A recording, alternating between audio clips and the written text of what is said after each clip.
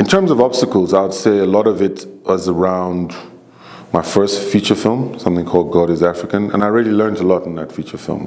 As a 26-year-old, we put our own money into it. We shot it all at night, and the film has a lot of first-time filmmaker mistakes. But I think the one thing I took away from that film was to not compromise, and there was a lot of compromise in that film, and I mean compromise in terms of the making of the film, and that actually we put so much pressure on ourselves to make these things. And I remember at the time there was a lot of pressure that we put on ourselves that the film had to be great, which is always important. But what was more important was understanding it was a step in the journey. Like, it's not the journey; it's a step towards the journey. So, at the time, DVD commentary was starting to become quite popular. So I'd made the film, and then I started listening to directors talking about how they were making their films, and there were so many things that I learned, and I was like, wow, if I knew that before I made that film, even before I made God is African, I would have changed a few things, but you can only know what you know. But that film, I would always say, defined a lot of how I've moved forward in terms of not compromising, making sure that the story is the best it can be, the team is the best it can be, and I salute the people who I made that film with, and I embrace it. Without that film, I probably wouldn't be here. And I think the key lesson as well, apart from just in terms of the filmmaking, was also keeping one's ego in check.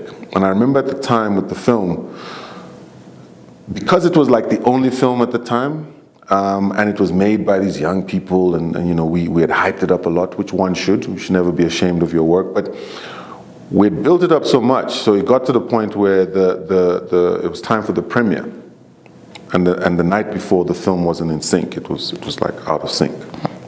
But I never thought anything would be wrong. And in the afternoon, they were like, the film is still out of sync. And about 4 o'clock, before like 4 o'clock, it's 8 o'clock is the premiere, and they're like, the film is not in sync. And I just remember thinking, man, this is such a disaster. And going to the cinema, and the popcorn had been laid out, and telling the guy who had organized this festival and said, look, man, we're not going to be able to show this film tonight because it's out of sync. And I guess the lesson there was that while it is good to be proud of your work, I think it's also good to just have the work and then make noise.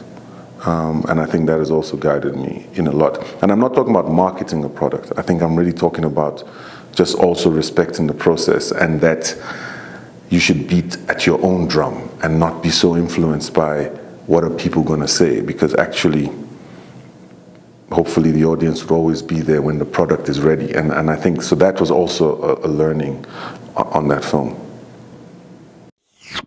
Meow.